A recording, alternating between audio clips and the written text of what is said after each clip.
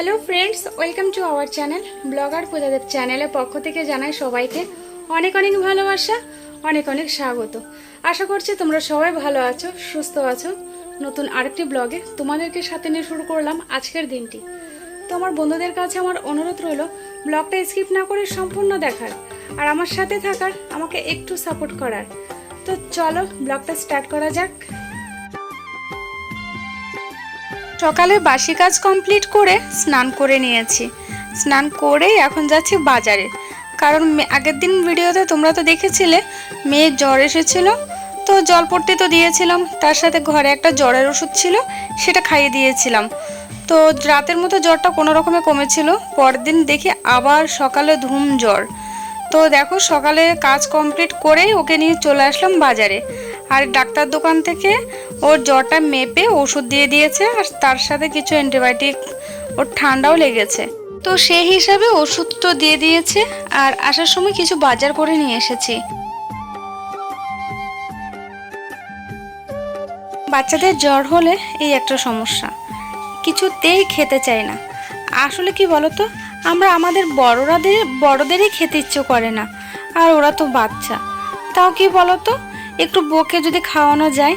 তো ডাক্তার কাছ থেকে আসার সময় একটু বাজারে গেছিলাম, যেহেতু আগের দিনও ভাত খেতে পারেনি। তো বাজারে যখন গেছিলাম, মাছ ছিল দুই এক রকমের, কিন্তু আমরা তো যা মাছ ছিল অতটাও ভালো খাই না, তাই একটু চিকেন নিয়ে নিয়েছি। বেশ কয়েকদিন আগে বাসন্তী পোলাও আর চিকেন কষা করেছিলাম। তো মেয়ে বলছিল, মা আজকে একটু বাসন্তী পোলাও আর চিকেন কষা করো, এই আগের দিনের মতো।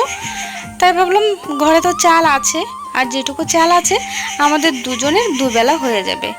তাই সেজন্য মাংসটা করব আগে, সেজন্য সব কিছু আমি গুছিয়ে রেখেছিলাম।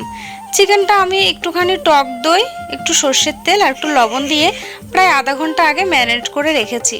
চিকেনটা ম্যারিনেট করে রেখে আমি বাকি সব কাজগুলো গুছিয়ে নিয়েছিলাম। তো দেখো আলুটা প্রথমে ভেজে নিয়েছি, এবারে গোটা গরম মশলা দিয়ে তেজপাতা দিয়ে মশলাটাও কষিয়ে নিয়েছি।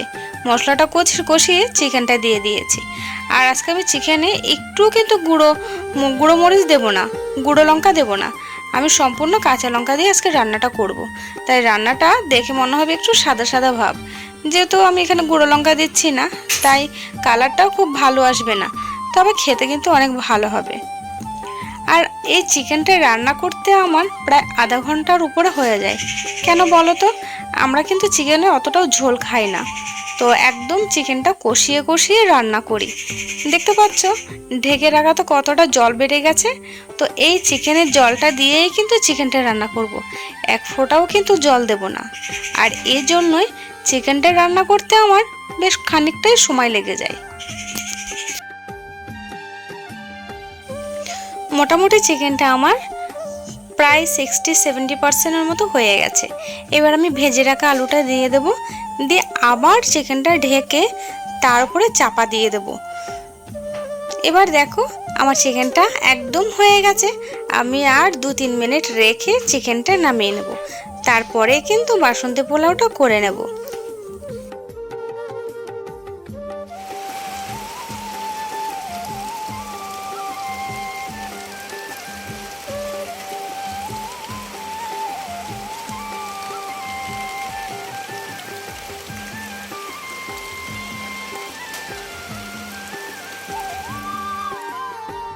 রান্না বান্না তো হয়ে গেছে, আর বাইরে তো দেখলে প্রচুর বৃষ্টি হচ্ছে, হঠাৎ করে বৃষ্টি নেমেছে।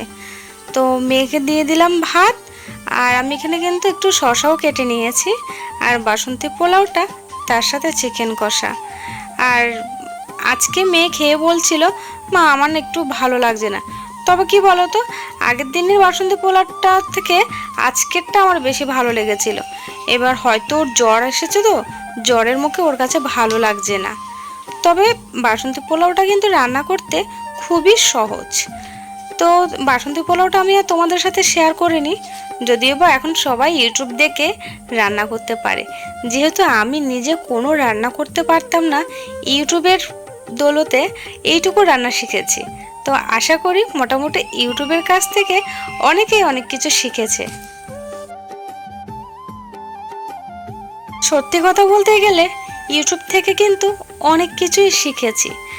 এই যে প্রথম কথা বলতে গেলে রান্না, তারপরে মেয়ের এই যে স্কুলে হাতের কাজ করা হয় সেগুলো আমি তো আগে কিছুতেই জানতাম না, অনেক কিছুই জানতাম না।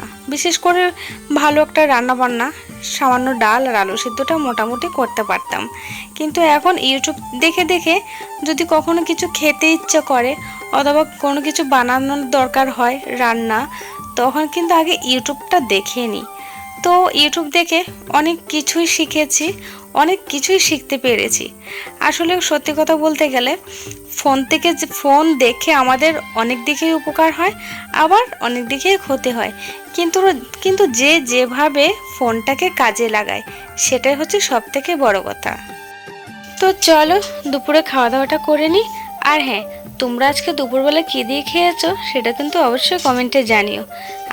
আমি তো আমার দুপুরের মেনুটা তোমাদের সাথে শেয়ার করলাম, তোমরাও তোমাদের দুপুরের মেনুটা অবশ্যই কমেন্টের মাধ্যমে শেয়ার করো।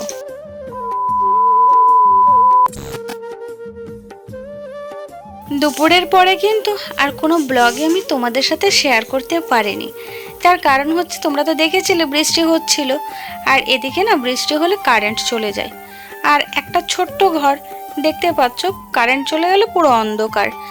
আর সেজন্য আমি কোনো ব্লগ করতেও পারিনি আর তোমাদের সাথে শেয়ার করতেও পারিনি। তবে হ্যাঁ, দুপুরে ভাত খাওয়া দাওয়ার পরে বৃষ্টি পড়ে অনেকটাই জল হয়েছিল গামলাতে, তো ওই জল দিয়ে আমি কিছুটা থালা বাসন ধুয়েছি।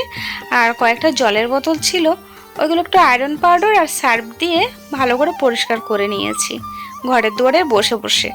তাই আর সেটা তোমাদের সাথে শেয়ার করতে পারিনি। তো যাই হোক, রাতের বেলা এখন বসে বসে মেয়ে তো শুয়েছিল, আর আমি কালকে তোর হাতের কাজের পরীক্ষা, তাই ওর হাতের কাজটা করে নিয়েছি। এবার ওদের স্কুলে জাতীয় পতাকা বানাতে বলেছিল, তো সেটা আমি বসে বসে বানাচ্ছিলাম। তো ওটা বানানো হয়ে গেছে, এবার মেয়েকে দুটো ভাত খাইয়ে দিয়েছি, খেয়ে এখন ওকে ওষুধ খাওয়াচ্ছি। আর এই ওষুধ খেতে না সত্যি খুব কষ্ট পায়, কি বলো তো, বড় বড় ট্যাবলেট।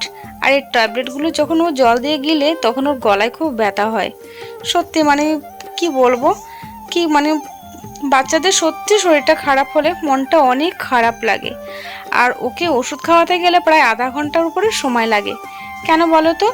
কারণ ও একটা ওষুধ খাওয়ার পরে আরও 5-10 মিনিট পর আবার একটা ওষুধ খায়, একসাথে কিন্তু খেতে পারে না। আর যেহেতু 3টে ট্যাবলেট আর একটা সিরাপ দিয়েছে, সেজন্য একটা খাওয়ার পরে আবার একটুখানি পরে আবার একটা খাচ্ছে। আর বেশিরভাগই ওষুধ খাওয়ানোর সময় ওর না বমি হয়, আর এটাই হচ্ছে ভয়। কি বলো তো, আমার নিজের তো সারা বছরই শরীর খারাপ থাকে, তো সেটা নিয়ে আমি একটু চিন্তা করি না। কিন্তু মেয়েটার যদি শরীর খারাপ হয় আমার খুব কষ্ট লাগে, কারণ ও যদি শরীর খারাপ হয় ওষুধ খেতে পারে না, ভাত খেতে পারে না, ওর ওষুধ খেলেই বমি হয়। আর ওষুধ যদি পেটে না থাকে ওর শরীরটা কি করে ভালো হবে বলো তো?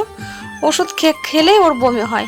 আর এর জন্য ওর একবার যদি গায়ে জ্বর আর ঠান্ডা লাগে সহজে সেটা যায় না, কম করে 1 সপ্তাহ 10 দিন ওর জ্বর ঠান্ডাটা লেগেই থাকে। আর নিজেকে সামলাবো না ওকে সামলাবো, সত্যি মানে এতটা কষ্ট হয়ে যায় আমার। ওদিক থেকে আমার বাবা মাও চিন্তা করে, টেনশন করে ওর শরীর খারাপ হলে, কারণ আমি আমার নিজেকেই সামলাতে পারি না, তার মধ্যে ওকে খুব কষ্ট হয়ে যায় এটা আমার। এদিকে দেখো, মশারিটা টাঙিয়ে শুতে যাব, এমন সময় দেখি ও কাশতে কাশতে কিছুতেই ঘুমাতে পারছে না, এতটা পরিমাণে কাশি হচ্ছে, কিছুতেই মেয়েটা ঘুমাতে পারছে না। তাই ভাবলাম ওষুধটা খাইয়ে দিয়েছি, এখন আর কি করব। তো একটু আদা, তেজপাতা, লবঙ্গ, এলাচ আর গোলমরিচ ভালো করে থেতো করে নিয়ে তার মধ্যে একটুখানি লবণ দিয়েছি। এবার 1 গ্লাস জল দিয়ে জলটা ভালো করে ফুটিয়ে নিয়েছি। তো বন্ধুরা দেখো, ভয়েস দিতে দিতে আবার বৃষ্টি চলে আসলো। আর এই যে টিনের ঘরে যদি ভয়েস দিতে যাই বৃষ্টি আসে কতটা পরিমাণে আওয়াজ হয়, কিন্তু কিছু করার নেই, বৃষ্টিটা যে শুরু হয়েছে কখন যে থামবে তার কোনো ঠিক নেই।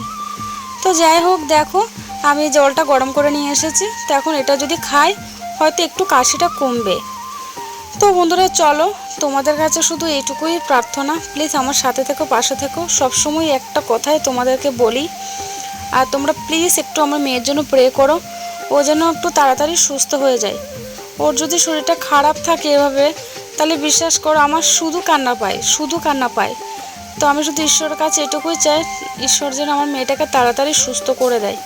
কারণ এই যে জ্বর, কাশি আর ওষুধ খাওয়াতে গেলে বমি, এটা যে কতদিন থাকে সেটা হয়তো তোমাদেরকে বলে বোঝাতে পারবো না। তো বন্ধুরা চলো আজকের ব্লগটা এখানেই শেষ করি। দেখা হবে নতুন কোনো ব্লগে। ততক্ষণের জন্য সবাই সুস্থ থেকো, ভালো থেকো।